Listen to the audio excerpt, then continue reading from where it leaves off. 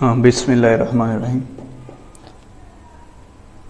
आज के video lecture के अंदर हम लोग यैक ट्यूटोरियल को डिस्कस करने जा रहे हैं कि यैक टूल बेसिकली होता क्या, हम किस तरीके से बिल्ट इन पार्सिंग टेक्निक को यूज़ करते हुए अपना कोड को पार्स कर सकते हैं। तो आज जो हम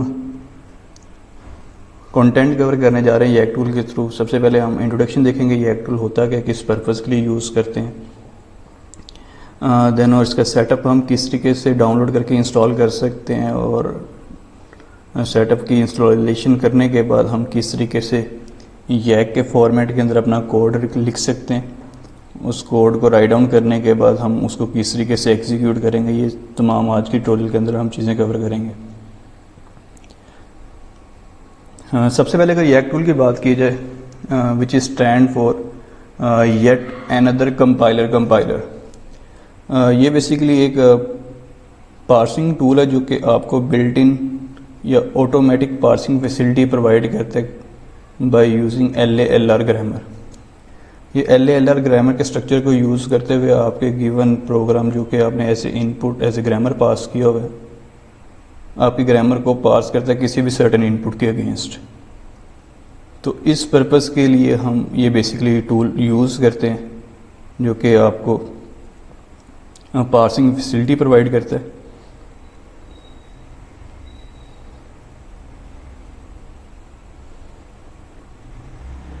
इस टूल का बेसिकली स्ट्रक्चर है कि कैसे ये आपके गिवन प्रोग्राम को कंपाइल करता है और देन उसको किस तरह से ट्रांसलेट करने के बाद उसकी एक सी फाइल जनरेट करता है। ये सैम्पल स्ट्रक्चर आपके सामने गिवन है जी। सबसे पहले हम अपने प्रोग्राम को एज ए सोर्स इनपुट इसको पास करेंगे यैक कंपाइलर को, जो कि .y की एक्सटेंशन के अंदर जिसको हमने सेव किया होगा उसको एज ए इनपुट पास करने के बाद यैक कंपाइलर का वो उसके अगेंस्ट एक सी की फाइल प्रोड्यूस करके दे देगा। आपकी फ़ाइल का जो भी नाम होगा उस नाम के साथ .tab.c की फ़ाइल एक आउटपुट प्रोड्यूस करके दे देगा। उस सी की फ़ाइल को देन हम अपने GCC या सी के कंपाइलर को पास करेंगे जो कि उसके अगेंस्ट एग्जीक्यूटेबल फाइल प्रोड्यूस करके देगा। उस एग्जीक्यूटेबल को हम रन करेंगे, उसके ऊपर अपनी सोर्स इनपुट पास करेंगे और उसके अगेंस्ट वो आउटपुट प्रोड्यूस करके दे देगा। जैसे कि हमें पता है कि पार्सर आपके कंपाइलर का सेकंड फेज होता है जिसे हम सिंटैक्स एनालाइज़र बोलते हैं। Syntax analyser itself independently operate नहीं करता। उसको ऑपरेट करने के लिए हमें टोकन्स ऑफ इनपुट पास करनी पड़ती हैं जो कि आपको लेक्सिकल का फेस प्रोड्यूस करके देता है एज ए आउटपुट। तो हम दोनों को यैक और लेक्स को किस तरह कंबाइन करके यूज़ करेंगे कि एट द एंड वो आपके गिवन ग्रामर को पास करें, उसका स्ट्रक्चर के ऊपर हम देखते हैं।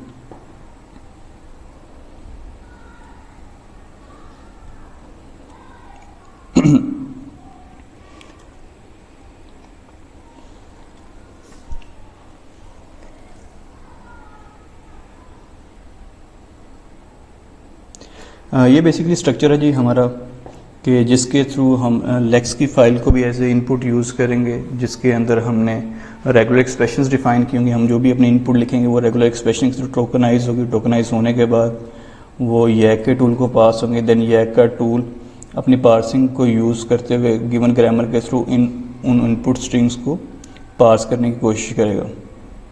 अगर तो आपकी इनपुट स्ट्रिंग गिवन ग्रामर के अकॉर्डिंगली ही आपने प्रोवाइड की, इसके अंदर कोई सिंटैक्टिकल एरर नहीं है, तो देन आपकी स्ट्रिंग सक्सेसफुल पास हो जाएगी। अदरवाइज़ अगर उसके अंदर कोई सिंटैक्टिकल एरर है तो जो भी आपने एरर मैसेज डिस्प्ले किया वो एरर मैसेज आपको शो हो जाएगा। तो ये काम हम किस तरीके से करेंगे, हम एक लेक्स फाइल या लेक्स प्रोग्राम के अंदर स्क्रिप्ट लिखेंगे जिसके अंदर बेसिकली हमने रेगुलर एक्सप्रेशंस डिफ़ाइन की होंगी जो कि आपके गिवन इनपुट स्ट्रिंग्स के अगेंस्ट टोकन प्रोड्यूस करके देगा। फॉर एग्जांपल अगर हमने कोई pro.l नाम की फ़ाइल लिखी है जो कि आपकी गिवन इनपुट स्ट्रिंग को जो आप एज इनपुट पास करते हो उसके अंदर से टोकन प्रोड्यूस करके देता है, तो Lex tool basically Lex compiler को यूज़ करते हुए हम आपके pro.l वाली फ़ाइल को कंपाइल करेंगे जिसके अगेंस्ट वो आपको lex.yy.c की एक सी फाइल प्रोड्यूस करके दे देगा। इसके साथ साथ हमने अपनी जो ग्रामर यैक टूल के अंदर लिखी है, यैक की एक्सटेंशन के अंदर जो लिखी है उसके अंदर हम अपने ग्रामर का स्क्रिप्ट लिखेंगे। उस ग्रामर के स्क्रिप्ट को हम यैक के टूल के थ्रू कंपाइल करेंगे। यैक का टूल कंपाइल करने के बाद उसके अगेंस्ट दो फाइल्स प्रोड्यूस करके देगा, एक हेडर फाइल प्रोड्यूस करके देगा और एक आपको सी की फाइल प्रोड्यूस करके देगा। जो ये हेडर फाइल प्रोड्यूस होगी वो हम एज ए इनपुट फाइल अपने pro.l के अंदर इंक्लूड करेंगे एंड सिमिलरली फिर हम इन दोनों सी की फाइल्स को मर्ज करके सी के कंपाइलर के थ्रू उसको कंपाइल करेंगे एंड देन उनके अगेंस्ट हमारे पास एक कॉमन एग्जीक्यूटेबल आ जाएगी। उस कॉमन एग्जीक्यूटेबल को अपनी हम स्ट्रिंग पास करेंगे एंड देन उसके अगेंस्ट आउटपुट प्रोड्यूस करके दे देगा हमें। इन तमाम काम को करने के लिए जो हमारे पास कमांड्स जो हमें एग्जीक्यूट करनी पड़ेंगी वो कुछ लिस्ट होने, इसको हम केयरफुली देख लेते हैं। सबसे पहले जो हमारे पास यैक का कंपाइलर है, ये यैक के नाम से आपके पास अवेलेबल होगा, ये बीसन के नाम से आपके पास अवेलेबल होगा टूल। आपने सबसे पहले कीवर्ड यूज़ करना है बीसन एंड देन एक्सटेंशन मेंशन करनी है -c। अगर ये मेंशन नहीं करेंगे तो सिंपली आपको .c की फाइल प्रोड्यूस करके देगा, हेडर फाइल प्रोड्यूस करके नहीं देगा। क्योंकि हमें हेडर फाइल भी चाहिए तो -d की एक्सटेंशन इसके साथ मेंशन करेंगे एंड देन जो आपकी फ़ाइल का नाम है .y एक्सटेंशन के साथ हम कमांड एग्जीक्यूट करेंगे तो ये आपको दो फाइल्स प्रोड्यूस करके देगा, pro.tab एंड pro.tab.h, एक सी की फाइल एंड एक हेडर फाइल। ये जो हेडर फाइल ये हमें प्रोवाइड करेगा, इस हेडर फाइल को हमने इंक्लूड करना है लेक्स फाइल के अंदर। तो सबसे पहले हम वाई वाली यैक वाली फाइल को हम कंपाइल करेंगे एंड देन फिर हम लेक्स वाली फाइल को कंपाइल करेंगे।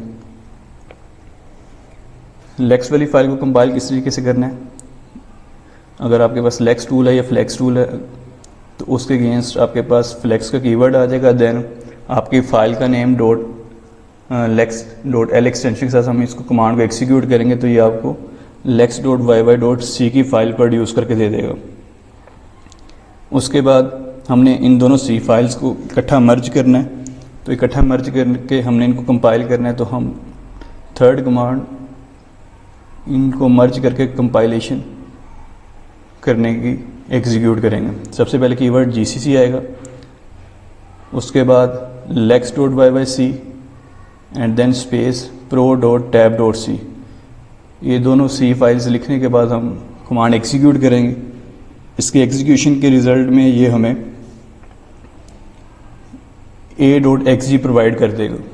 इस a.xg जो भी फाइल हमें ये प्रोड्यूस करके देगा इसको हमने जस्ट रन करना है। रन करने के बाद हम अपनी इनपुट स्ट्रिंग पास करेंगे और उस इनपुट स्ट्रिंग के केस हमारा जो भी प्रोसेसर जो भी हमारे पास है पार्सर है वो उसको पार्स करके बताएगा। अगर वो सिंटैक्स के अंदर एरर होगा तो आपको एरर मैसेज डिस्प्ले कर देगा, अदरवाइज अगर एरर नहीं है तो उसको सक्सेसफुली पार्स का मैसेज जो भी आपने डिस्प्ले किया हो उसको मैसेज को डिस्प्ले कर देगा। तो सबसे पहले हम देखते हैं कि हमने इसको डाउनलोड किस तरह करना है, इसकी इंस्टॉलेशन किस तरह करनी है एंड देन फिर हम इसके स्ट्रक्चर के ऊपर देखेंगे कि यैक के स्ट्रक्चर के अंदर हम अपना प्रोग्राम किस तरीके से राइट डाउन कर सकते हैं। सबसे पहले इसकी इंस्टॉलेशन प्रोसेस देख लेते हैं जी।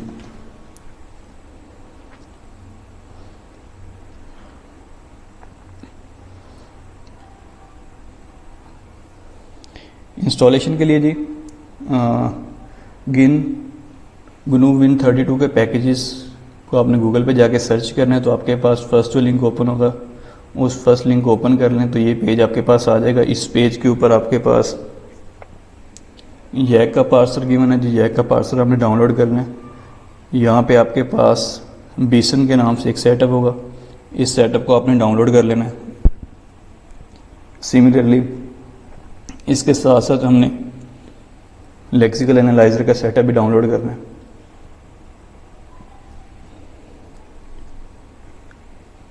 ये यहाँ पे आपके पास फ्लेक्स के नाम से गिवन होगा, इसका सेटअप भी डाउनलोड कर लें। डाउनलोड करने के बाद आपने इसको इंस्टॉल करना है, मेक श्योर करना है कि इसको आपने सी के मेन फोल्डर में इंस्टॉल करना है, प्रोग्राम फाइल्स में इंस्टॉल नहीं करना।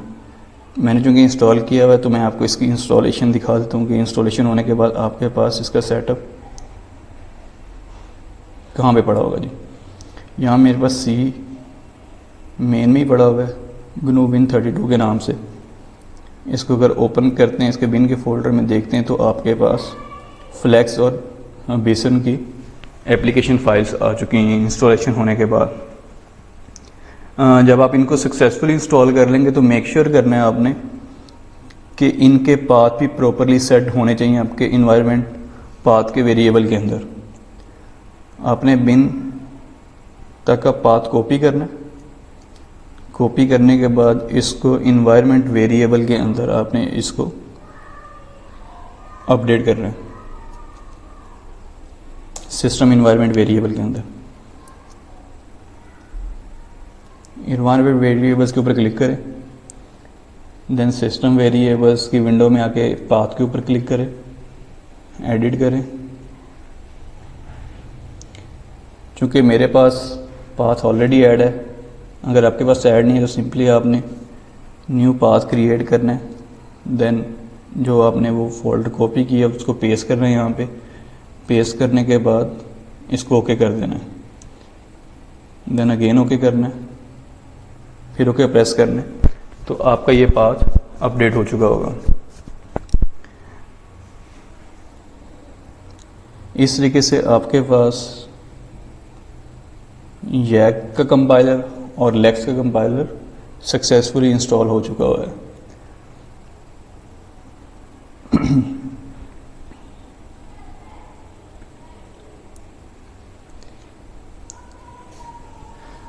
अच्छा, अब नेक्स्ट जो चीज़ हमें देखनी है कि YAG के अंदर हम अपने प्रोग्राम को किस तरीके से लिख सकते हैं। हमने YAG प्रोग्राम का बेसिकली स्ट्रक्चर अंडरस्टैंड करना है, उसको देखना है कि YAG के अंदर हम अपना प्रोग्राम किस तरीके से राइट डाउन कर सकते हैं।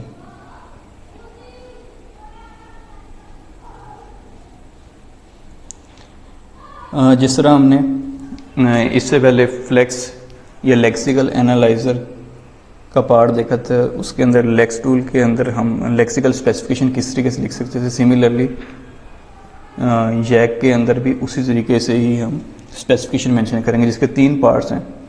हर पार्ट डबल परसेंटेज साइन से सेपरेट कर रहा है जी नेक्स्ट पार्ट को। फर्स्ट पार्ट आपका डिक्लेरेशन पार्ट कहलाता है, जिसके अंदर हम जो भी चीज़ डिक्लेयर करना चाह रहे हैं वो यहाँ पे डिफ़ाइन करेंगे। देन सेकंड पार्ट, इसके अंदर जो ट्रांजिशन रूल्स हैं, बेसिकली जो हमारे ग्रामेटिकल रूल्स हैं वो हम डिफ़ाइन करेंगे। और थर्ड पार्ट के अंदर जो हमारी सी की रूटीन्स हैं या सी के फंक्शन है, जो हमने कोई सब रूटीन्स लिखनी है तो वो हम सपोर्टिंग सब रूटीन्स इसके अंदर मेंशन करेंगे। अगर डिक्लेरेशन पार्ट की बात करें तो डिक्लेरेशन पार्ट इटसेल्फ 2 पार्ट्स के अंदर स्प्लिट होता है जी। फर्स्ट पार्ट के अंदर, डिक्लेरेशन के फर्स्ट पार्ट के अंदर हम बेसिकली सी की हेडर फाइल्स इंक्लूड कर रहे होते हैं, और सेकंड पार्ट के अंदर, डिक्लेरेशन के सेकंड पार्ट के अंदर हम बेसिकली जो टोकन्स हैं वो टोकन्स लिस्ट कर रहे होते हैं कि हमारे पास इस नाम से टोकन आ सकता है या इस नाम से टोकन आएगा। जब हम ये डिक्लेरेशन पार्ट की जब बात कर रहे हैं, डिक्लेरेशन पार्ट के अंदर जब हम हेडर फाइल्स इंक्लूड कर रहे हैं तो हेडर फाइल्स को इंक्लूड करने के लिए जो हमने सिंटैक्स फॉलो करना है, सबसे पहले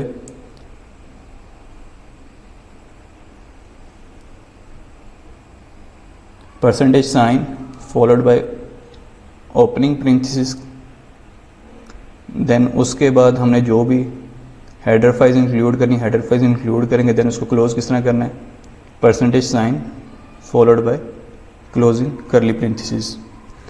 तो इस तरीके से हम इन पेरेंथेसिस के अंदर अपनी जितनी भी हेडर फाइल्स जो हम यूज़ करना चाह रहे हैं सी की, वो इसके अंदर लिस्ट डाउन करेंगे। इसके बाद हमारे पास लेक्सिकल एनालाइजर जो टोकन्स हमें रिटर्न करेगा, उन टोकन्स को मेंशन करना है, वो भी हमने डिक्लेरेशन पार्ट के अंदर ही करना है। टोकन किस तरह मेंशन करना है, starting with percentage sign followed by keyword token, ये हमारा कीवर्ड है। उसके बाद जो जो टोकन्स हमारा लेक्सिकल एनालाइजर रिटर्न करेगा वो टोकन्स हम यहाँ पे मेंशन करेंगे। सपोज इस केस में सिर्फ एक टोकन मेंशन है, अगर हम मल्टीपल टोकन्स रिटर्न करवा रहे हैं अपने लेक्सिकल एनालाइजर से तो स्पेस के साथ बाकी टोकन्स भी हम यहाँ पे मेंशन करेंगे। उसके बाद सेकंड पार्ट के अंदर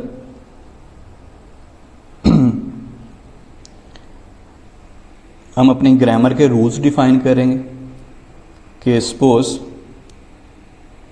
अगर नॉर्मली हम जब ग्रामर लिखते हैं तो लेफ्ट हैंड साइड पे हमारे पास नॉन टर्मिनल आता है फॉलोड बाय एरो साइन, और एरो साइन के राइट हैंड साइड पे हम प्रोडक्शंस लिख रहे होते हैं। सपोज ये बॉडी 1 प्रोडक्शन 1 को रिप्रेजेंट कर रहा है, देन बॉडी 2 प्रोडक्शन 2 को रिप्रेजेंट कर रहा है, and up to so on. इस तरीके से हमने डिफरेंट प्रोडक्शंस मेंशन किए हैं। जब इसी चीज़ को हम रिप्रेजेंट करने जाएंगे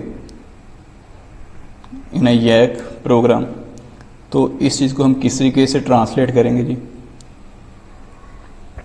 सबसे पहले लेफ्ट हैंड साइड पे नॉन टर्मिनल, जो भी आपका नॉन टर्मिनल है, अब एरो साइन बेसिकली रिप्लेस हो रहा है हमारा कॉलन से, non terminal followed by colon, and then उसके राइट हैंड साइड पे हमारे पास प्रोडक्शंस आ जाएंगे। Let's suppose production number 1। अच्छा, इस प्रोडक्शन के साथ हमने जो भी एक्शन परफॉर्म करना है, वो एक्शन कुछ भी हो सकता है, वो सी का कुछ ना कुछ प्रोग्राम कोड होगा। सिमेंटिक एक्शन हम डिफाइन करेंगे यहाँ पे इसके साथ, एंड देन जब नेक्स्ट प्रोडक्शन मेंशन करनी, नेक्स्ट प्रोडक्शन को प्रीवियस प्रोडक्शन सेपरेट करने के लिए हम बार साइन यूज़ कर रहे हैं। बार साइन इंडिकेट कर रहा है कि अब ये इसकी नेक्स्ट प्रोडक्शन है, नेक्स्ट प्रोडक्शन मेंशन करेंगे, एंड देन उसके सिमेंटिक रूल्स जो भी हमने डिफाइन कर रहे हैं, अप टू सो ऑन जितनी भी हमारे पास प्रोडक्शन है उनको हम बार साइन से सेपरेट आउट कर रहे हैं। एंड देन लास्ट पे सेमीकोलन इंडिकेट कर रहा है जी कि इस नॉन टर्मिनल की जितनी भी प्रोडक्शन थी वो कंप्लीट हो चुकी हैं।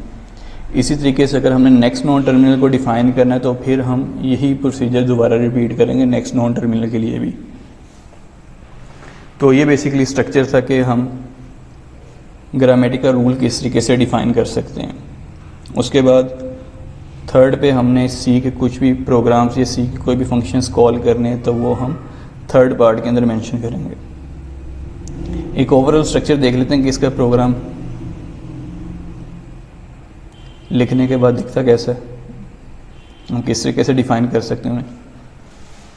सपोज ये हमारे पास एक एग्जांपल गिवन है,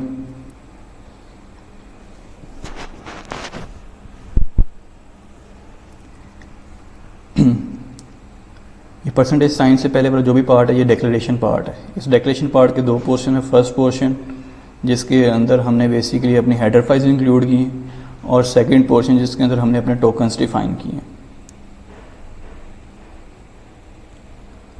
देन सेकंड पार्ट ये बेसिकली हमारी ग्रामर के रूल हैं। ये जो ग्रामर है ये बेसिकली आइडेंटिफाई करी कि गिवन एक्सप्रेशन वैलिड है कि नहीं है, जिसके अंदर एक्सप्रेशन के अंदर हम प्लस कर सकते हैं, मल्टीप्लाई कर सकते हैं, ओपनिंग एंड क्लोजिंग पेरेंथेसिस के अंदर आप एक्सप्रेशन लिख सकते हैं। इसमें लाइन हमारे पास नॉन टर्मिनल जी, फर्स्ट नॉन टर्मिनल के अगेंस्ट प्रोडक्शन हमने कैसे लिखी है, non terminal followed by colon and then उसकी प्रोडक्शन। अब इसकी प्रोडक्शन के अंदर EXPR एक नॉन टर्मिनल हमने इंट्रोड्यूस किए, एंड देन स्पेस के साथ हमने नेक्स्ट टर्मिनल लिखा हो। अच्छा, ये चीज़ मेक श्योर करनी है जब भी हमने प्रोडक्शंस लिखनी है, प्रोडक्शन के अंदर अगर मल्टीपल एंट्रीज़ हैं, अगर प्रोडक्शन मिक्सचर है जी टर्मिनल्स और नॉन टर्मिनल्स का, या जिसके अंदर मल्टीपल टर्मिनल्स या नॉन टर्मिनल्स आ रहे हैं, तो उनको सेपरेट आउट करने के लिए हमने स्पेस मेंशन करनी है। अगर स्पेस मेंशन नहीं करेंगे तो वो जो नई चीज़ या वर्ड बन रहा होगा आपकी प्रोडक्शन का, वो एक नया टर्मिनल या नॉन टर्मिनल कंसीडर कर सकते हैं।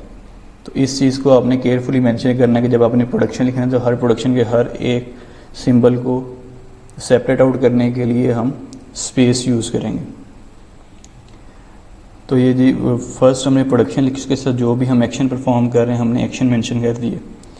सेमीकोलन इंडिकेट कर रहा है कि फर्स्ट प्रोडक्शन आपकी यहाँ पे कंप्लीट हो चुकी है। देन अगेन EXPR हमारे पास नॉन टर्मिनल है जिसके अगेंस्ट हमने प्रोडक्शंस डिफाइन किए हैं जी। ये हमारे पास फर्स्ट प्रोडक्शन आ गई, एक्सप्रेशन प्लस टर्म, और उसके अगेंस्ट हमने कोई सिमेंटिक एक्शन परफॉर्म किए।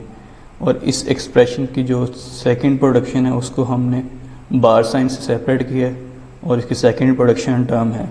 सेमीकोलन इंडिकेट कर रहा है कि ये प्रोडक्शन यहाँ पे कंप्लीट होगी। इसी तरीके से टर्म की प्रोडक्शंस गिवन है एंड फैक्टर के प्रोडक्शंस गिवन है। एक चीज़ यहाँ पे मेंशन करना बड़ा ज़रूरी है,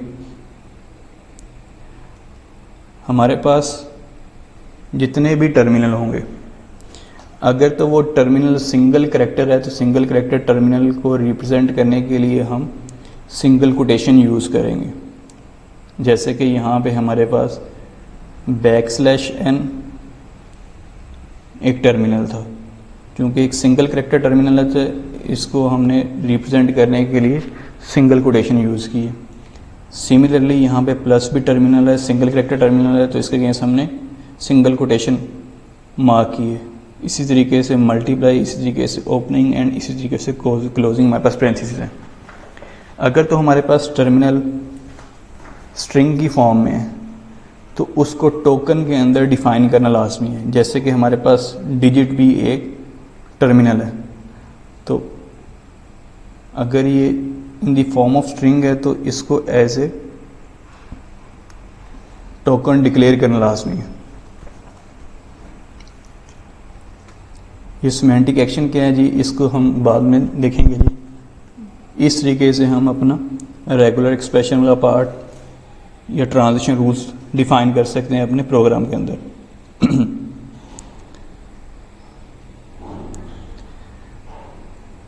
देन हम लास्ट पार्ट के अंदर सी की रूटीन्स, जिसके अंदर हम लेक्सिकल एनालाइजर से इनपुट रीड करेंगे। इनपुट रीड करने के बाद हम ये चेक कर रहे हैं जी कि जो भी करेक्टर है तो डिजिट है तो रिटर्न कर दे, अगर अदरवाइज डिजिट नहीं है तो जो भी करेक्टर रीड किया उसको रिटर्न कर दे। इस तरीके से हम इसके थर्ड पार्ट के अंदर जो भी रूटीन्स हमने राइट डाउन करनी है वो लिख रहे होंगे। तो ये बेसिकली ओवरव्यू था कि जिसके थ्रू हम अपना यैक का प्रोग्राम लिख सकते हैं। चलिए जी हम कोई एग्जांपल करते हैं जिसके थ्रू ये तमाम चीज़ें अप्लाई करके एंड देन रन करके देखते हैं कि ये किस तरीके से वर्क करेगा।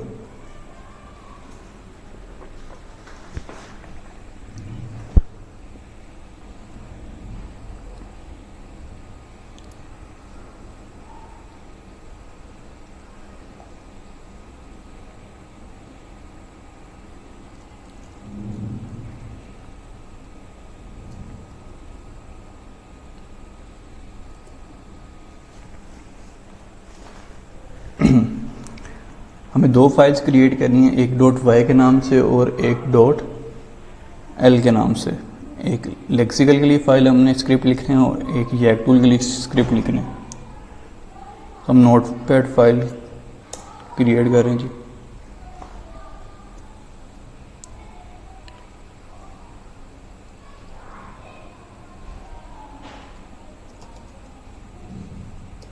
प्रोग्राम 4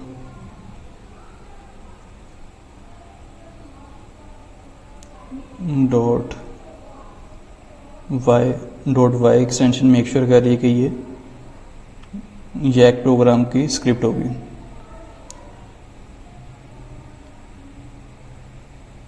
मेक श्योर करें जी कि हम इसको जिस फोल्डर में कॉपी करने जा रहे हैं उस फोल्डर में कॉपी करें। प्रोग्राम नंबर 4 में हम ये फाइल क्रिएट कर रहे हैं जी।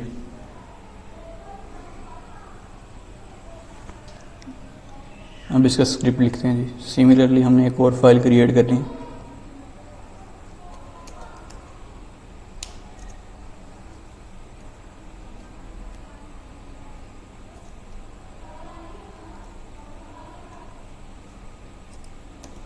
ये .l लेक्सिकल फाइल हमने क्रिएट कर दी।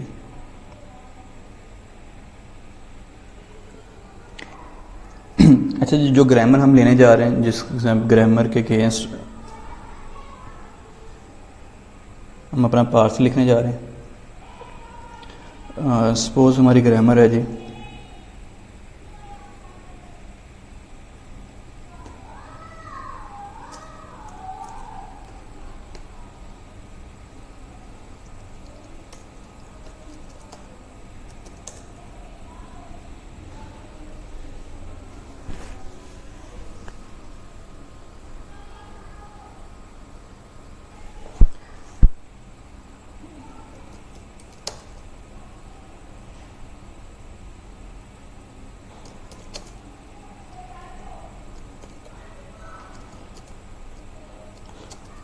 Equal number of a's and b's की हमने ग्रामर लिखनी है कि ऐसे स्ट्रिंग जिसके अंदर एस और बीस बराबर हो, और उसके अंदर हमने मेक श्योर करना है जितने भी ए हैं वो बी से पहले अपीयर हो।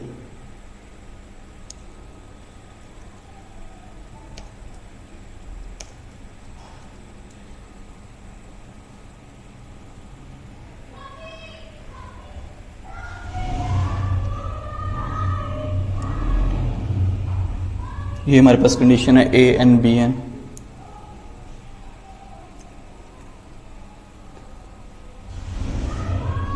वेयर हम कह रहे हैं G N is greater than 0। इस लैंग्वेज के लिए हमने ग्रामर लिखनी है और हमने मेक श्योर करना है कि जो हम ग्रामर लिख रहे हैं वो ग्रामर इससे प्रोड्यूस होने वाली स्ट्रिंग को सक्सेसफुली पास कर रही है या नहीं कर रही है। तो चूंकि हमने बोला है कि हमारे पास हमारी ग्रामर के अंदर जो स्ट्रिंग आएगी वो सिर्फ ए और बी के ऊपर कंसिस्ट कर रही होगी, तो हमने अपने जो स्ट्रिंग इनपुट एज ए पास कर रहे हैं वहाँ से हमने ए और बी को ऐसे टोकन रिटर्न करवाना है। तो सबसे पहले लेक्सिकल एनालाइजर की स्क्रिप्ट लिख लेंगे हम। ये .l वाली फाइल है, इसमें लेक्सिकल एनालाइजर की हम स्क्रिप्ट लिखने जा रहे हैं।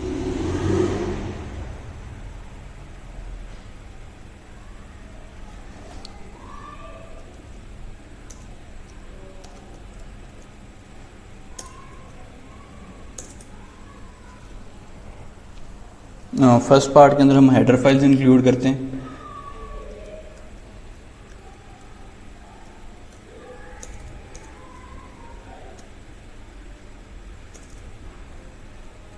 हमने बोला था कि हमने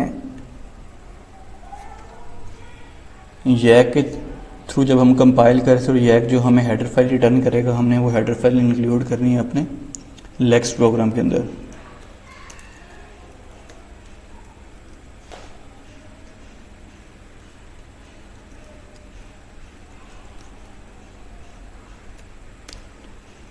हमारे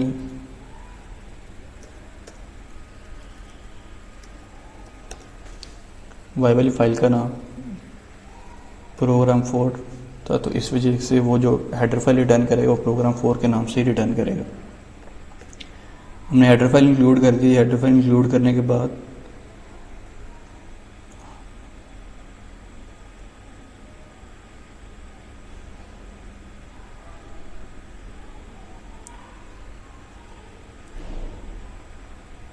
हमने लेक्स टूल के अंदर स्पेसिफिकेशंस मेंशन करनी है जी, क्योंकि ए और बी को हमने रिकग्नाइज करना है। इसके अगेंस्ट जो हम एक्शन लिख रहे हैं जी, अगर ए रिकग्नाइज होता है, अगर कोई चीज़ प्रिंट करना चाहते हैं प्रिंट कर दें, अदरवाइज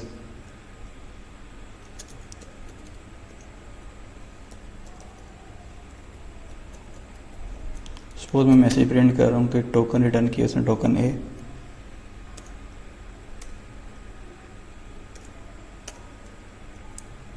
इस मैसेज के साथ अब हमने टोकन रिटर्न करना है। अगर हमारी इनपुट स्ट्रिंग के अंदर हम ए को रिकग्नाइज करते हैं तो रिटर्न करना है हमने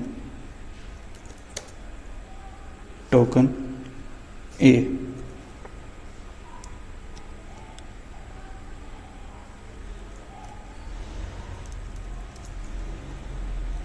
सिमिलरली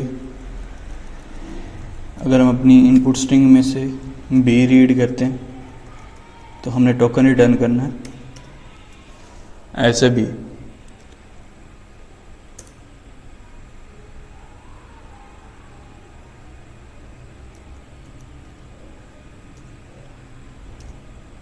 अगर हम न्यू लाइन रीड करते हैं तो सपोज न्यू लाइन और इसके अगेंस्ट जो मैं टोकन रिटर्न कर रहा हूँ न्यू लाइन का टोकन रिटर्न कर रहे हैं यहाँ से। इसके अलावा जो कुछ भी हम रीड कर रहे हैं उसको हम एज इट इज़ रिटर्न कर देंगे।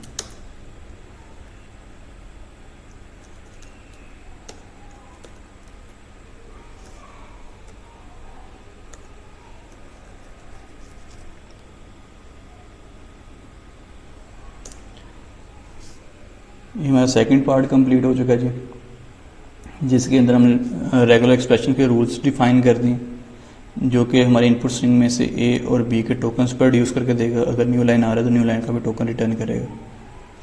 एंड देन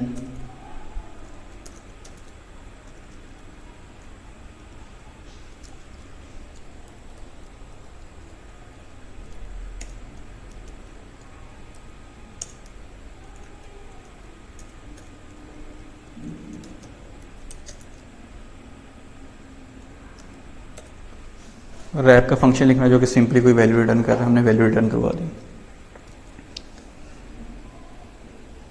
ये हमारी लेक्स फाइल की स्पेसिफिकेशन कंप्लीट हो गई जी। नेक्स्ट हमने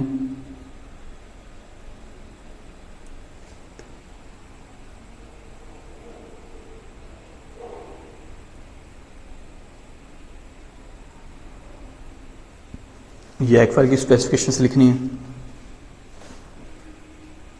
क्योंकि इसके भी 3 ही पार्ट्स हैं।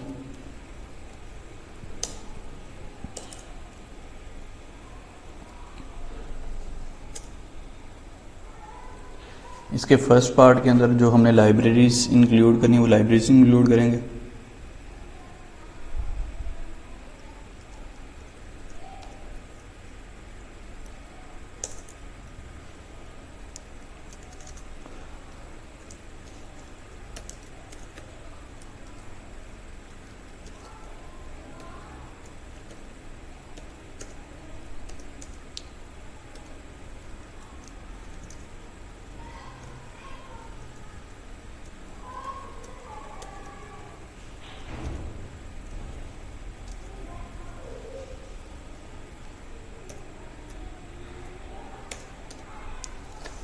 स्टैंडर्ड लाइब्रेरी हमने इसके अंदर इंक्लूड कर लिया।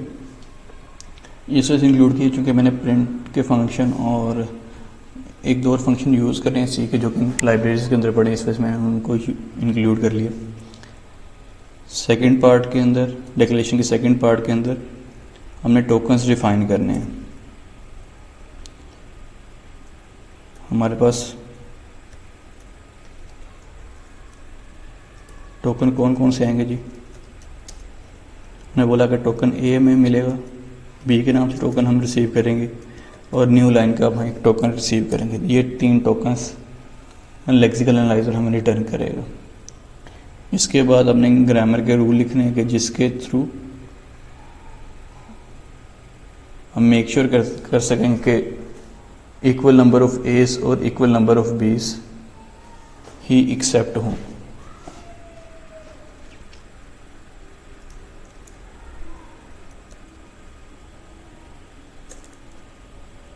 Suppose first terminal, non-terminal S,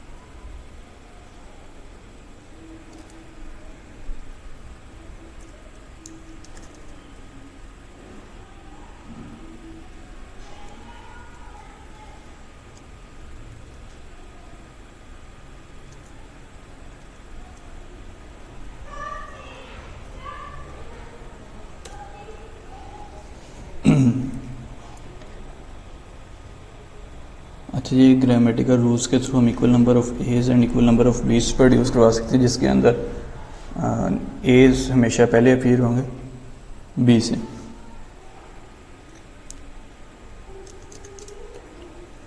क्योंकि ये नॉन टर्मिनल यहाँ पे कंप्लीट हो रहा है, इसके बाद हमने सेमीकोलन ऐड कर दिया। एक मैं नॉन टर्मिनल और इंट्रोड्यूस करवा रहा हूँ, नाम से कुछ भी हो सकता है, मैंने स्टार्ट रखा हुआ है।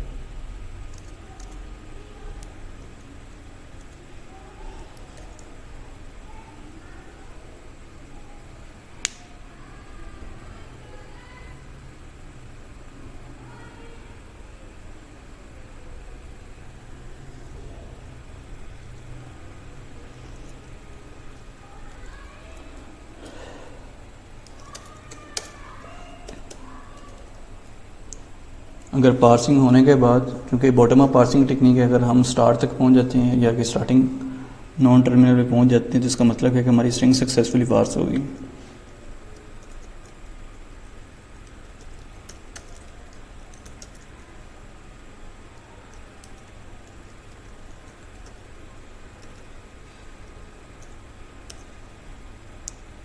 और मैसेज डिस्प्ले करने के बाद हम प्रोग्राम को टर्मिनेट कर रहे हैं।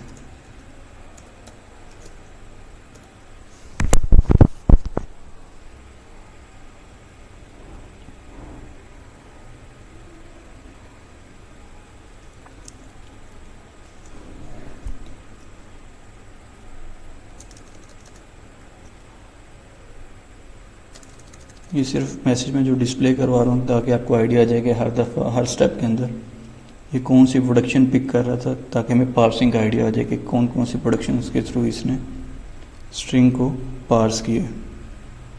सपोज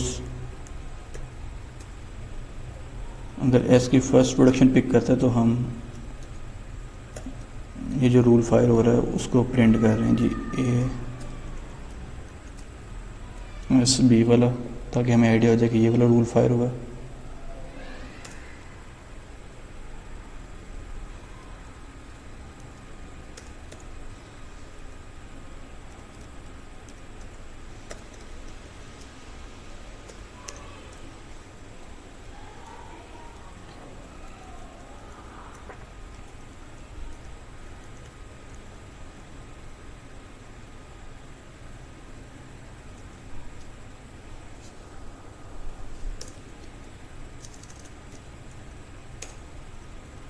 एंड सिमिलरली अगर सेकंड प्रोडक्शन की फायर होती है तो हम वो वाला रूल प्रिंट करवा रहे हैं। जस्ट हमारे ग्रामर के रूल्स कंप्लीट हो चुके हैं, अब हमने सिर्फ मेन लिखना है।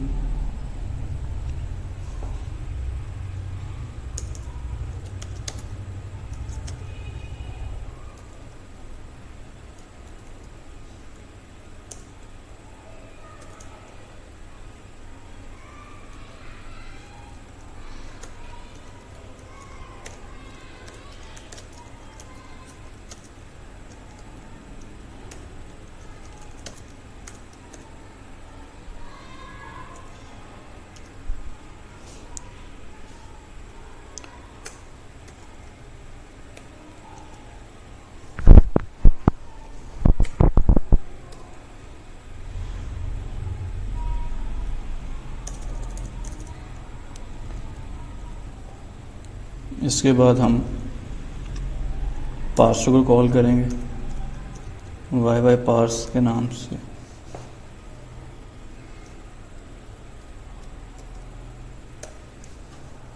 तो ये पार्सिंग एल्गोरिथम को कॉल करेगा और जो हमने इनपुट स्ट्रिंग दी है उसको पार्स करने की कोशिश करेगा। अगर सक्सेसफुली पार्स हो जाता है तो हम यहाँ से रिटर्न कर रहे हैं।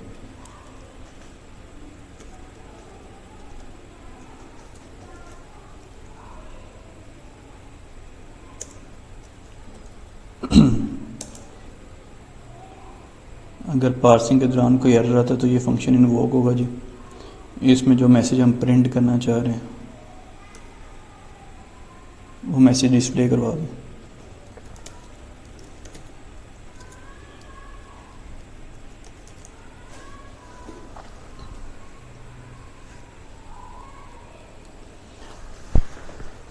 ये दोनों स्क्रिप्ट हमारे रेडी हो चुके हैं। अब जैसा कि हमने कमांड्स देखी थी, उन कमांड्स को हम देखते हुए इसको एग्जीक्यूट करेंगे जी। सबसे पहले हमने यैक की फाइल को कंपाइल करना है।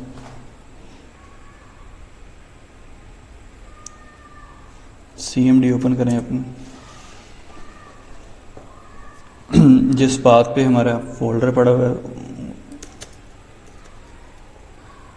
उस डायरेक्टरी में मूव करें।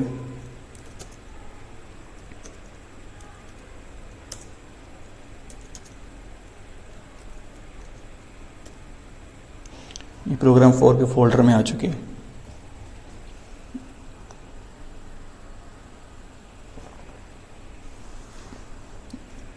इस फोल्डर में आने पे सबसे पहले हमने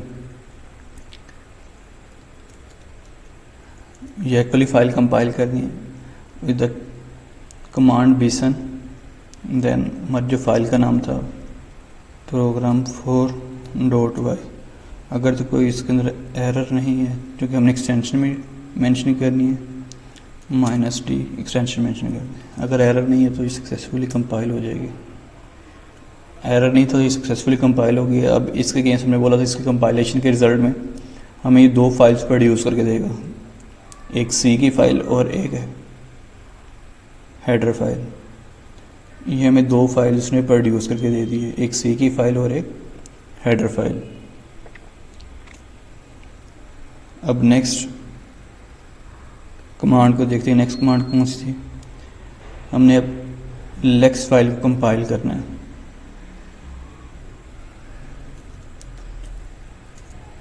विद द कमांड फ्लेक्स, और जो हमारी लेक्स फाइल का नाम था program4.l। अगर इसके अंदर एरर नहीं तो ये भी कंपाइल हो जाएगी। कंपाइल हो चुकी है तो ये lex.yy सी की फाइल एक प्रोड्यूस कर दी इसने। अब इन दोनों फाइलों को हमने इकट्ठा मर्ज करके सी कंपाइलर के थ्रू कंपाइल करना है।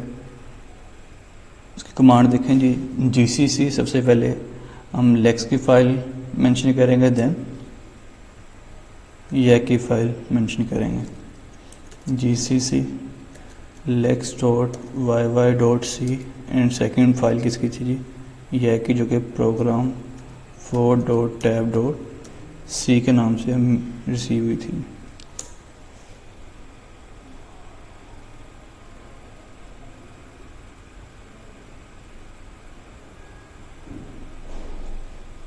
अच्छा जी, यहाँ पे इसने एरर क्या मेंशन किया जी? program4.tab.h नो फाइल और डायरेक्टरी। अच्छा जी, PROG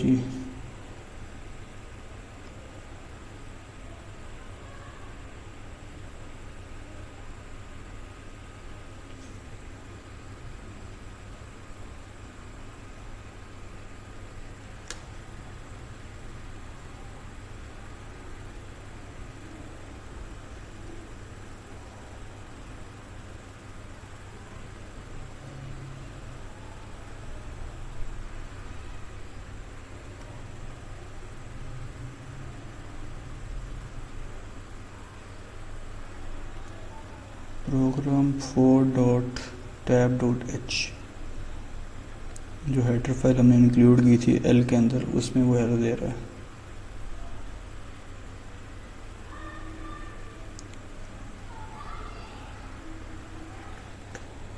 ओहो, हेडर फाइल हमारी अपनी है तो डबल कोटेशंस के साथ इसको जो सेव करें और दोबारा से फाइल्स को कंपाइल करें।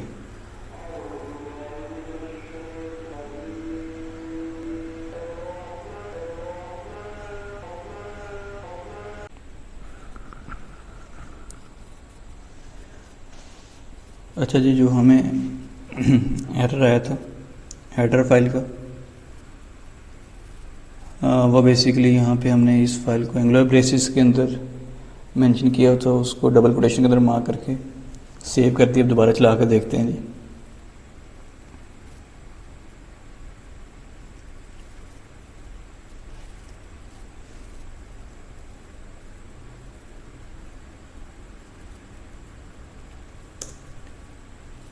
वाई वाली फाइल को कंपाइल किया, देन फ्लेक्स की फाइल को कंपाइल किया, देन बोथ फाइल्स को मर्ज किया। अच्छा, मर्ज करके हमारे पास लेक्स वाली फाइल में प्रिंट का एरर आ रहा है, undefined reference to print, syntax error कहीं पे हमारे पास लेक्स फाइल के अंदर है जी। यहाँ पे जहाँ पे हमने प्रिंट किया इसको प्रिंट एफ कर दें।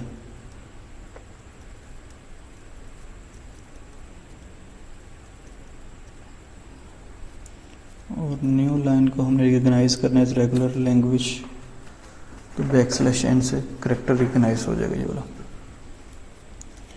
इसको सेव करें और दोबारा फिर से इसको रिकम्पाइल करते हैं। सबसे पहले बेसन जैक की फाइल, देन फ्लेक्स वाली file and then GCC।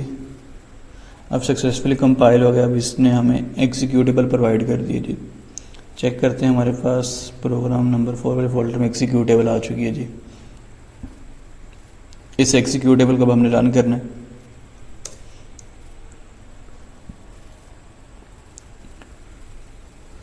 Successfully run हो चुकी है। अब हमसे ये इनपुट रिक्वायर कर रहा है, क्योंकि जो लैंग्वेज हमने इम्प्लीमेंट की है वो equal number of A's and equal number of B's accept कर रही है, where A's come before B. और जो हमने बोला कि जो n की वैल्यू है वो ग्रेटर देन 0 होनी चाहिए। Suppose AA BB equal number of A's equal number of B's contain कर रहा है। ये स्ट्रिंग हमारी सक्सेसफुली पार्स होगी। जैसे इसने टोकन रिकग्नाइज किया तो उसने मैसेज प्रिंट कर दिया, देन A रीड किया मैसेज प्रिंट कर दिए, B रीड किया मैसेज प्रिंट कर दिए, एंड देन अभी तक जो इनपुट उसने रीड की उसमें से अगर कोई रूल फायर हो रहा था तो उसने रूल फायर करके बता दिया कि जो AB लास्ट रीड किया उसको उसने रिप्लेस कर दिया एस से। देन नेक्स्ट टोकन उसने B रीड किए, उसके अगेंस्ट उसने रूल फायर कर दिए S goes to ASB। Then उसने न्यू लाइन रीड की थी एंड देन उसने स्टार्टिंग प्रोडक्शन से रिप्लेस करके सक्सेसफुली का मैसेज डिस्प्ले कर दिया। सपोज कोई और स्ट्रिंग पास करते हैं, टेट्रा बी, इसमें भी एज और बीज इक्वल से जो सक्सेसफुली पार्स हो गया है। कोई इनवैलिड स्ट्रिंग पार्स करते हैं, इसमें ए और बी बराबर नहीं है तो उसने इनवैलिड स्ट्रिंग कह दिए। इस तरीके से हमने अपनी गिवन ग्रामर को पार्स करके देख लिया बाय यूजिंग YAC टूल कि किस तरीके से हम अपनी गिवन ग्रामर को पार्स कर सकते हैं। हमने किया कि प्रोसीजर में दोबारा रिपीट करता हूँ। हमने 2 स्क्रिप्ट लिखे थी, एक स्क्रिप्ट लेक्स का स्क्रिप्ट था and second one is YAC script. Lex के स्क्रिप्ट के अंदर बेसिकली हमने अपने रेगुलर एक्सप्रेशंस डिफाइन किए हैं कि जिसके थ्रू हम अपनी इनपुट स्ट्रिंग जो रीड करेंगे उस इनपुट स्ट्रिंग के टोकन्स प्रोड्यूस कर रहे थे।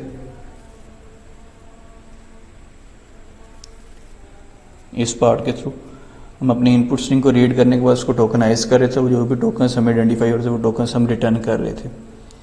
हमने बोला था कि जी हमारी स्ट्रिंग के अंदर सिर्फ A और B आ सकते हैं, तो इस वजह से हमने A और B रीड करने के बाद A और B के टोकन रिटर्न कर दिए और एक हमने न्यू लाइन का टोकन रिटर्न किया। और लेक्स फाइल के अंदर हमने एक हेडर फाइल इंक्लूड की जो कि आपको YAC फाइल कंपाइल होने के बाद आपको एक हेडर फाइल रिटर्न करता है। उस फाइल को हमने इसके अंदर इंक्लूड किया हुआ। एंड देन हमने स्क्रिप्ट देखा था जी YAC के स्क्रिप्ट के अंदर, YAC टूल के स्क्रिप्ट के अंदर बेसिकली डिक्लेरेशन पार्ट के अंदर हमने हेडर फाइल्स इंक्लूड करते हैं जो कि C की हेडर फाइल्स हैं। उसके बाद डिक्लेरेशन पार्ट के अंदर हम टोकन्स मेंशन करते हैं, जो हम टोकन्स मेंशन किए थे। उसके बाद हमने नेक्स्ट पार्ट के अंदर हमने अपनी रेगुलर एक्सप्रेशन ग्रामेटिकल रूल्स हमने डिफाइन किए थे और हर रूल के अगेंस्ट जो भी हमने एक्शन परफॉर्म करना था वो एक्शन डिफाइन किया था। एंड देन लास्ट पार्ट के अंदर हमने मेन फंक्शन राइट डाउन किया जिसके अंदर से हम पार्सर को कॉल कर रहे थे और उस पार्सर की पार्सिंग टेक्निक को यूज़ करते हुए हमारी इनपुट स्ट्रिंग को पार्स कर रहा था। एंड देन हमने एक एरर मैसेज के अंदर जो कि ऑटोमेटिकली इन्वोक होगा जब आपकी इनपुट स्ट्रिंग जो आपने पास की है अगर उसके अंदर कोई सिंटैक्टिकल एरर आ जाएगा तो ये ऑटोमेटिकली ये वाला फंक्शन इन्वोक होगा। उसके अंदर हमने जो भी मैसेज है जिसके अगेंस्ट जो भी एक्शन परफॉर्म करना चाह रहे थे वो एक्शन हम इसके अंदर जो भी राइट डाउन करेंगे तो ये रूटीन एग्जीक्यूट हो जाएगी। तो इस तरीके से हमने अपनी ग्रामर जो कि इक्वल नंबर ऑफ एज और इक्वल नंबर ऑफ बीस कंटेन कर रही थी, स्ट्रिंग्स उनको एक्सेप्ट कर रही थी, देन दैट कुछ भी चीज़ हम इनपुट कर रहे थे उसको वो रिजेक्ट कर रही थी। एक दो एग्जांपल्स और देखते हैं जी कि रिटन कोड के हम उनको किस तरह लिख सकते हैं एंड देन किस तरीके से अपनी इनपुट स्ट्रिंग को पार्स कर सकते हैं।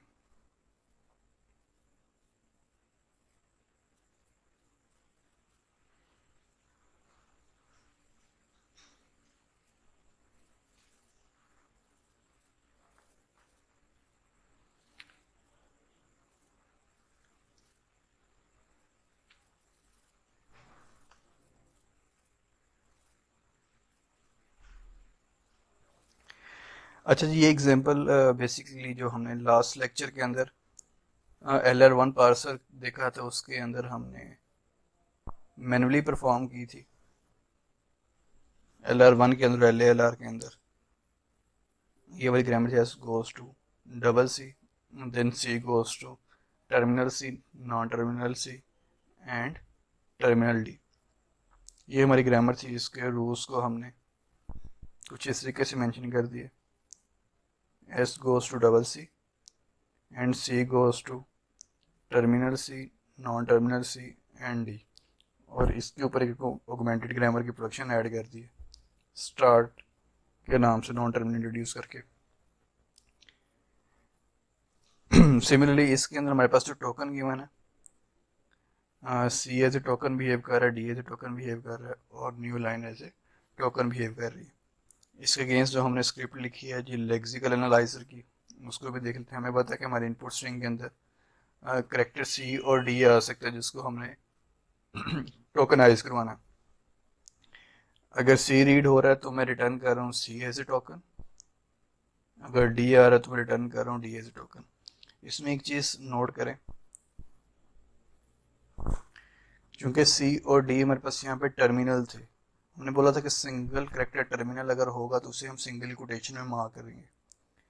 अगर सिंगल कोटेशन में अगर हमने अपना टर्मिनल मार्क कर दिया तो फिर टोकन्स में डिफाइन करने की ज़रूरत नहीं है। क्योंकि हमने यहाँ पे सिंगल टर्मिनल में मार्क नहीं किया तो इस वजह से हमने यहाँ पे क्लियरली मेंशन किया कि सी और डी हमारे पास यहाँ पे एज ए टोकन बिहेव करेंगे और यही टोकन्स हमें लेक्सिकल एनालाइजर रिटर्न करेगा।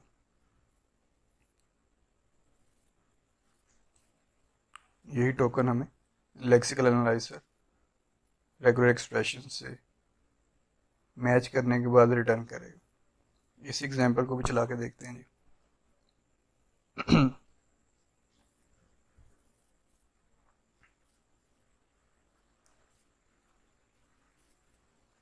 ये प्रोग्राम 1 के फॉल्ट में पड़ी है जी।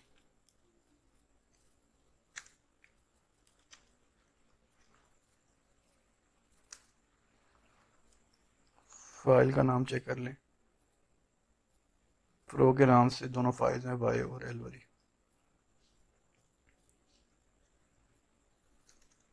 सबसे पहले हमने वाई वाली फाइल या टूल की फाइल को कंपाइल करना है,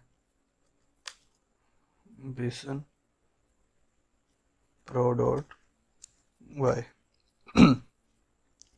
देन हमने फ्लेक्स की फाइल को कंपाइल करना है, flex pro dot L and then हमने जीसी कंपाइलर के थ्रू दोनों फाइल्स को इकट्ठा कंपाइल करना है, lex dot Y Y dot C and pro dot tab dot C वाली फाइल को। कंपाइलेशन होने के बाद हमने एग्जीक्यूटेबल को रन कर रहे हैं। हमने लास्ट एग्जांपल के अंदर जो स्ट्रिंग सक्सेसफुली पार्स करके देखी थी उसको देख ली। हमने कौन सी स्ट्रिंग एज इनपुट ली थी? हमने डी सी डी वाली स्ट्रिंग एज इनपुट ली थी जो कि सक्सेसफुली पार्स हुई थी। देखते हैं जी डी सी डी वाली इनपुट स्ट्रिंग यहाँ पार्स होती कि नहीं। डी सी डी वाली स्ट्रिंग यहाँ पे सक्सेसफुली पार्स होगी। सबसे पहले उसने टोकन डी रीड किया, डी रीड करने के बाद उसके ऊपर उसने इनपुट रूल फायर कर दिया C goes to D, then next C read किया, नेक्स्ट डी रीड किया, देन फिर उसने लास्ट वाले डी को रिप्लेस कर दिया नॉन टर्मिनल सी के साथ, देन उसने रूल फायर किया जी C goes to terminal C non terminal C, इसको रिप्लेस कर दिया सी के साथ, and then S goes to double C के थ्रू उसने रिप्लेस कर दिया एंड देन उसने ऑगमेंटेड ग्रामर के रूल के थ्रू उसने मैसेज प्रिंट कर दिया कि स्ट्रिंग आपकी सक्सेसफुल पास होगी। अगर इस इनपुट स्ट्रिंग से देखें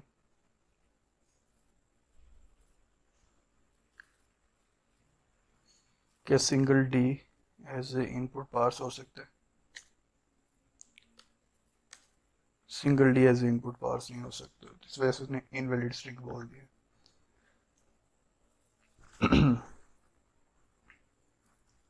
एक आध इनपुट स्ट्रिंग कुछ और पास करके देख लेते हैं जी, ये वैलिड है या नहीं है। ये भी कोई इनवैलिड स्ट्रिंग है। कोई वैलिड स्ट्रिंग जो कि इससे पास हो सकती है।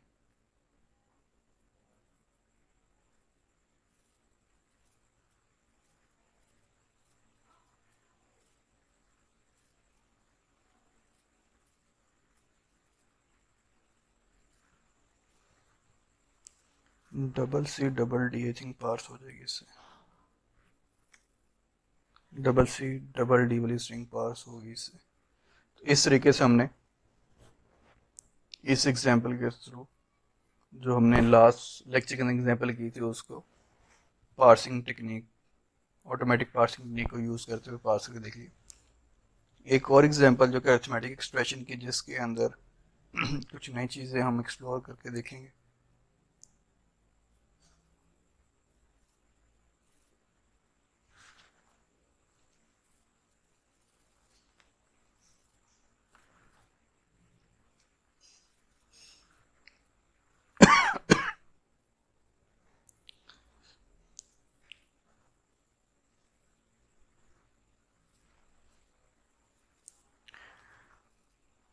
अच्छा जी, हमारे पास ग्रामर गिवन है जी, जो कि आइडेंटिफाई करता है कि गिवन जो स्ट्रिंग है वो एक वैलिड एक्सप्रेशन है कि नहीं है।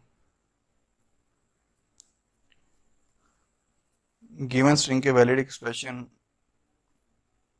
होने की क्या क्या पॉसिबिलिटी है कि हमारे पास इंडिविजुअल नंबर भी एज एक्सप्रेशन रिकग्नाइज हो सकता है, इंडिविजुअल आइडेंटिफायर भी एज एक्सप्रेशन रिकग्नाइज हो सकता है, और हमारे पास अगर ऑपरेटर्स आ जाते हैं विद ऑपरेंड्स प्लस और मल्टीप्लाई का ऑपरेटर भी अपीयर हो सकते हैं।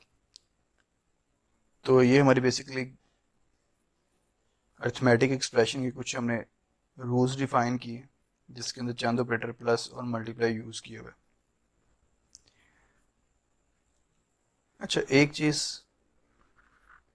क्योंकि हमें यहाँ पे ऑपरेटर जो नज़र आ रहे हैं, टर्मिनस नम और आईडी, ये दोनों टर्मिनल को हमने एज ए टोकन ट्रीट करवाया यहाँ पे, और न्यू लाइन को भी हम एज ए टोकन ट्रीट कर रहे हैं। चूँकि ये भी हमारे पास टर्मिनल है, इसको हमने वैसे ही सिंगल कोटेशन में मार्क कर दिए, जिस वजह से इसको टोकन की कैटेगरी में या टोकन मेंशन करने की ज़रूरत नहीं है हमें। अगर सिंगल कोटेशन में मार्क ना करते तो देन हमें वहाँ पे एज ए टोकन मार्क करना पड़ना था प्लस और मल्टीप्लाई को।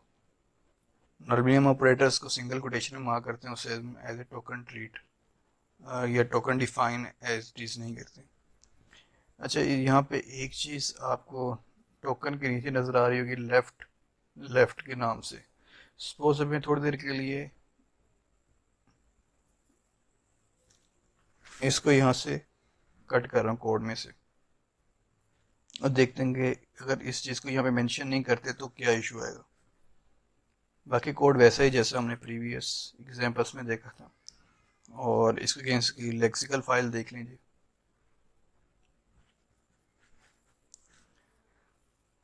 लेक्सिकल फाइल में हमने पता है कि लेटर ए टू जी को हमने ग्रुप किया हुआ है एज ए लेटर, और 0 to 9 को एज ए ग्रुप किया हुआ डिजिट।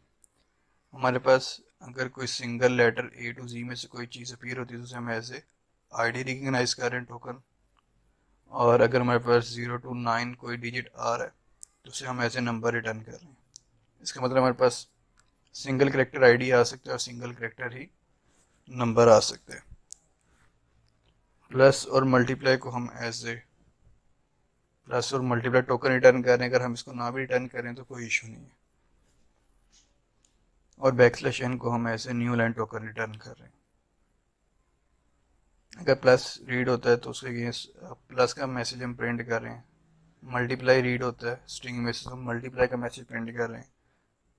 एंड सिमिलरली अगर आईडी या नंबर रीड होता है तो आईडी और नंबर हम रिटर्न कर रहे हैं। इसको हम ज़रा कंपाइल करके चला के देखते हैं। और जो प्रीवियस हमारे पास कंपाइल फाइल्स पड़ी हैं उनको मैं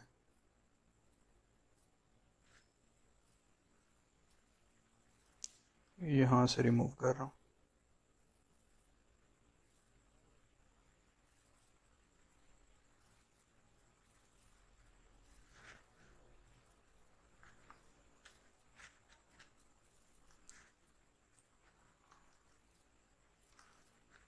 फोल्डर ये हमारे पास प्रोग्राम 2 का फोल्डर है जी।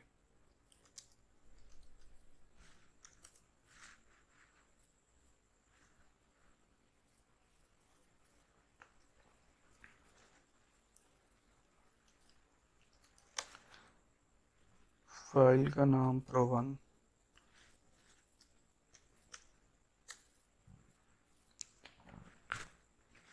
अच्छा, जैसे ही हमने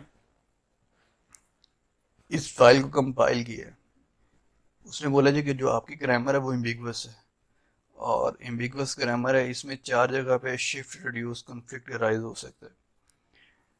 हमें पता है कि शिफ्ट रिड्यूस कॉन्फ्लिक्ट क्यों आ सकता है। अगर हम ग्रामर को दोबारा देखें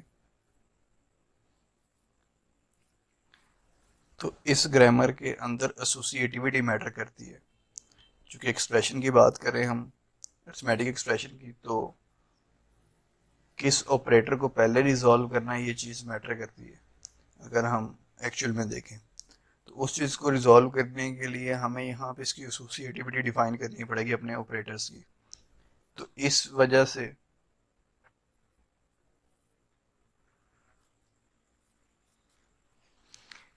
से हम यहाँ पे एसोसिएटिविटी मेंशन करेंगे। क्योंकि हमारे पास जो प्लस का ऑपरेटर है वो लेफ्ट एसोसिएटिव है। सिमिलरली जो हमारे पास मल्टीप्लाई का ऑपरेटर है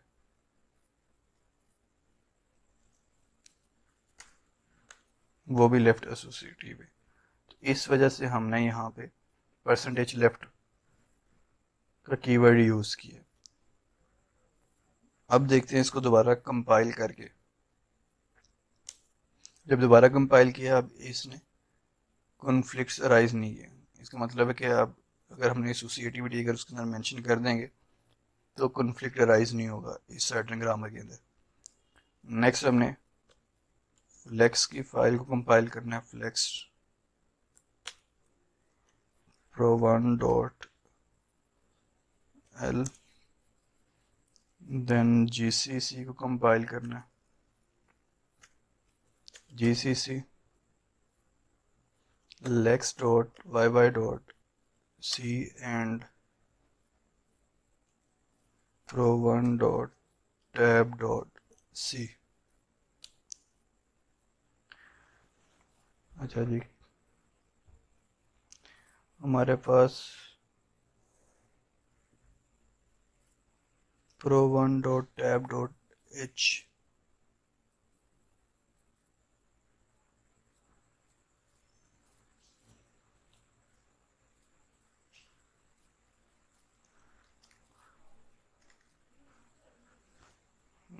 जी, हेडर फाइल कहीं पे आ रहा है।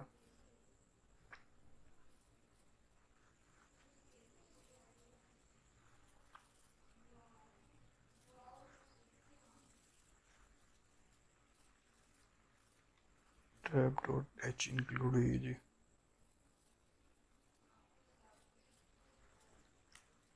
ओके,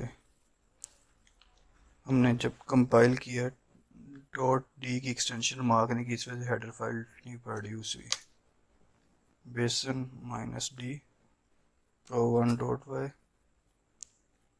देन फ्लेक्स की फाइल, देन जीसीसी।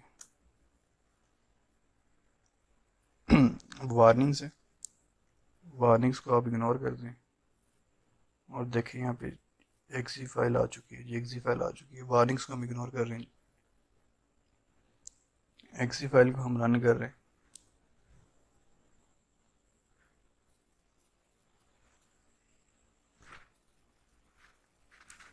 हम यहाँ कोई अर्थमेटिक एक्सप्रेशन इनपुट कर रहे हैं जब सपोज ए प्लस बी, सिंपल सी अर्थमेटिक एक्सप्रेशन हमने एंटर की सबसे पहले। ए प्लस बी को उसने वैलिड अर्थमेटिक एक्सप्रेशन रिकग्नाइज कर लिया। Then suppose 1 plus B multiply by 5, ये भी एक वैलिड अर्थमेटिक एक्सप्रेशन है। सपोज कोई इनवैलिड कोई एक्सप्रेशन हम पास करते हैं, 1 plus plus C, 2 plus plus C, 2 plus plus C जब हमने पास किया है एज ए इनपुट, उसने बोला जी कि एरर इन एक्सप्रेशन के, ये एक्सप्रेशन वैलिड नहीं है, यहाँ पे सिंटैक्टिकल एरर है। तो बेसिकली इस तरीके से हम अपनी कोई भी ग्रामर लिख सकते हैं जी, और ग्रामर के रूल्स डिफाइन कर सकते हैं प्रॉपरली। रूल्स डिफाइन करने के बाद हमने जो एक्शन परफॉर्म करना है वो हम एक्शन भी लिस्ट डाउन कर सकते हैं, हम सिमेंटिक रूल्स डिफाइन कर सकते हैं, और इस तरीके से हम अपना कंपाइलर बिल्ड कर सकते हैं। होपफुली ये ट्यूटोरियल आपको हेल्प करेगा आपके प्रोजेक्ट के अंदर जो कि आपने कंप्लीट करना है।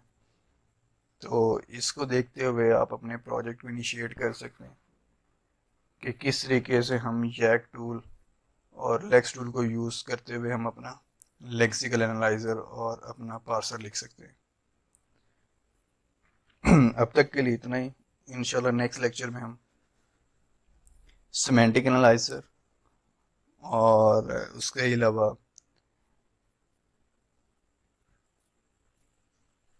हम ऑप्टिमाइजेशन टेक्निक को डिस्कस करेंगे, और इसके साथ साथ जो हमारे पास मशीन कोड जनरेट होगा वो किस फॉर्म में आएगा, उसके बैक एंड को भी हम थोड़ा सा डिस्कस करेंगे। तब तक के लिए जी अल्लाह हाफिज़।